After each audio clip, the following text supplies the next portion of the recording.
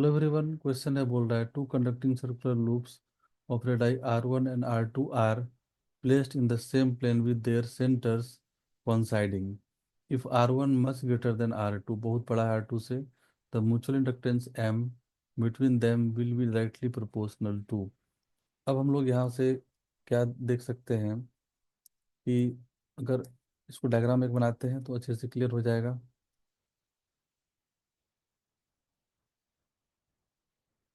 ये एक लूप है और इसके अंदर में एक और लूप है।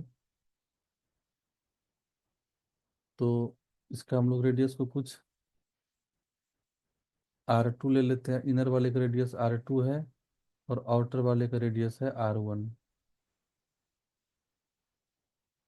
हम लोग एज्यूम कर लेते हैं यहाँ पर इसमें करंट है I1 आउटर वाले लूप में। तो magnetic field at the centre जो हो जाएगा, म- जो आउटर लूप है उसका B का वैल्यू हो जाएगा सेंटर के पास म्यू नॉट I1/2 R1। अब देखिए हम लोग का मैग्नेटिक फील्ड आ गया इस रीजन में, सेंटर के पास। ये काफी छोटा रेडियस का लूप है, तो पूरा इस लूप इंटायर लूप से मैग्नेटिक फील्ड भी सेम होगा, क्योंकि बोल दिया है R1 बहुत बड़ा है R2 से। तो हम लोग बोल सकते हैं कि इंटायर जो छोटा लूप है R2 रेडियस का, उसके थ्रू मैग्नेटिक फील्ड भी इतना ही होगा।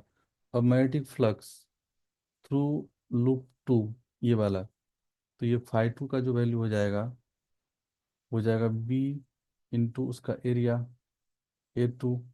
ये हो जाएगा B का वैल्यू हम लोग को मिल चुका है म्यू नॉट I1/2 R1, और इसका एरिया A2 हो जाएगा बाय R2 स्क्वायर। हम लोग को φ2 आ गया। अब डेफिनेशन होता है म्यूचुअल इंडक्टेंस का φ = Mi।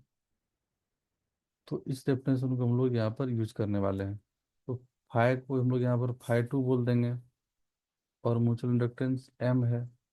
और करंट यहाँ पर क्या हो जाएगा, करंट हम लोग को यहाँ पर I1 ले लेना है, क्योंकि जो फ्लक्स लिंकेज होगा इसमें वो प्रोपोर्शनल होगा इस करंट का, I1 का। तो हम लोग यहाँ पर I1 को कैपिटल I1 लिए हैं, कोई प्रॉब्लम नहीं है, तो वहाँ पर कैपिटल I1 लिख लेते हैं।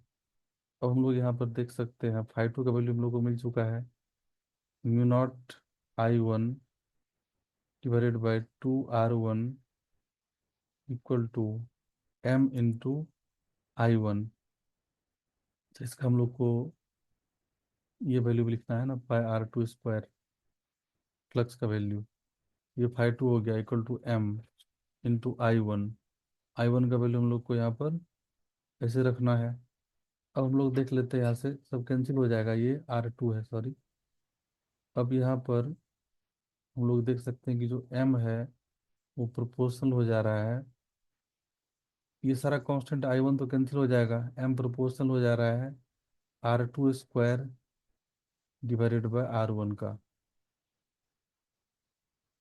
तो इसका सही आंसर हो जाएगा R2 स्क्वायर/R1, जो कि ऑप्शन 4 है।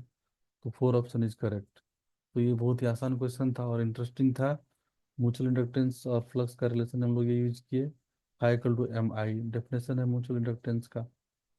तो flux through coil 2 proportional to current through coil 1, जो कि कॉन्सेप्ट है म्यूचुअल इंडक्टेंस का।